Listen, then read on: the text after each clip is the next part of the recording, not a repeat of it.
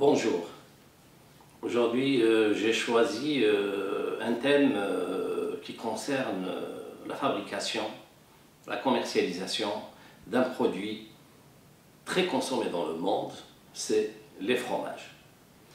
Avant de commencer cette émission, j'aimerais remercier notre collègue professionnel, M. Abdelrahman Tabti. Bonjour. Alors, la fabrication de fromage est une technique vraiment très ancienne parce qu'elle permettait déjà de conserver le lait sous une autre forme qui est le fromage. Pour fabriquer du fromage, il faut automatiquement avoir le lait. Alors, on fabrique le fromage aujourd'hui selon 3 laits, soit le lait de vache, soit le lait de brebis, soit le lait de chèvre. Le lait utilisé va permettre d'avoir un fromage plus ou moins fort, selon le goût, selon la technique et selon les préférences du consommateur. Que ce soit le lait de vache, le lait de brebis ou le lait de chèvre, le concept, le process de fabrication est toujours le même.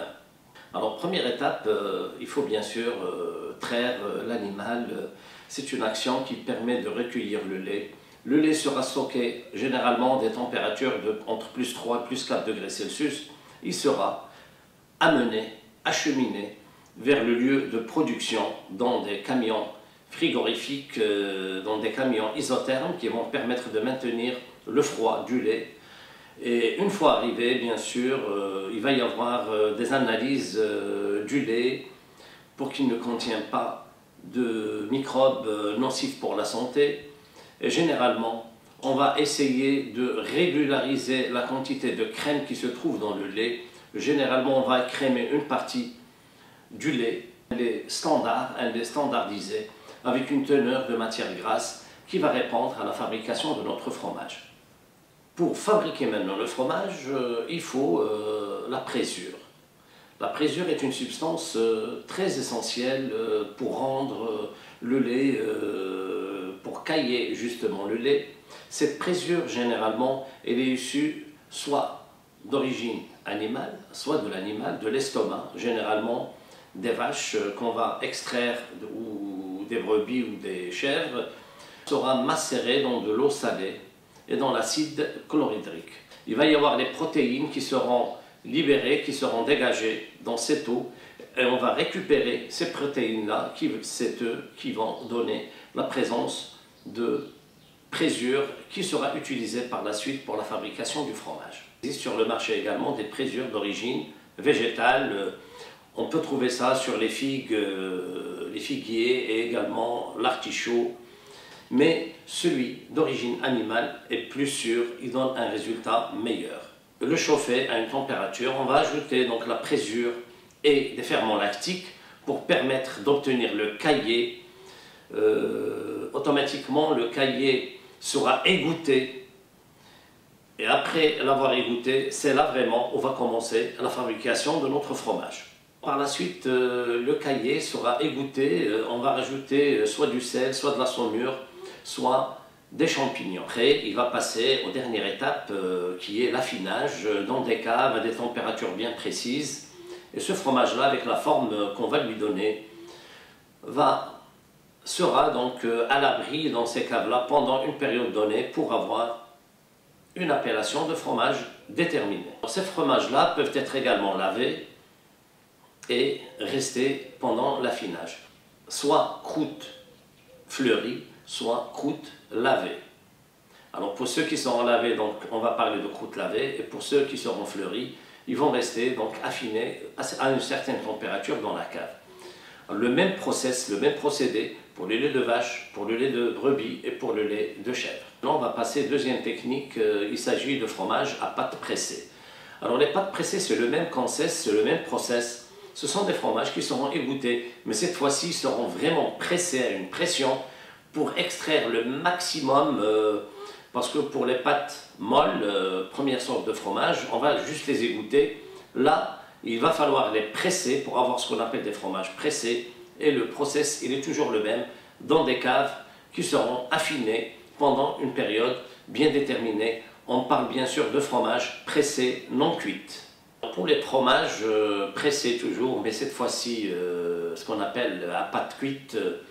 Ils seront donc affinés, mais surtout dans des caves à des températures qui avoisinent les 25 degrés Celsius, qui vont rester à une certaine chaleur pour permettre une certaine cuisson avec l'affinage, mais le process reste toujours le même, la saumure, saler, tourner de temps en temps le fromage pour l'affiner.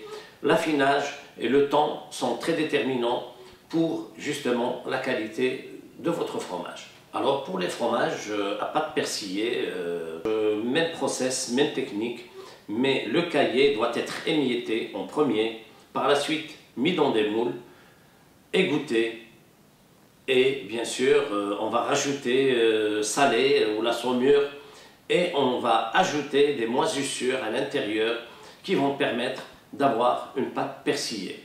Alors les moisissures, ce sont des champignons également, ce sont des moisissures, ce qu'on appelle pénicillium. Ces moisissures-là sont utiles pour l'organisme, ils aident pour la flore intestinale et surtout pour la digestion.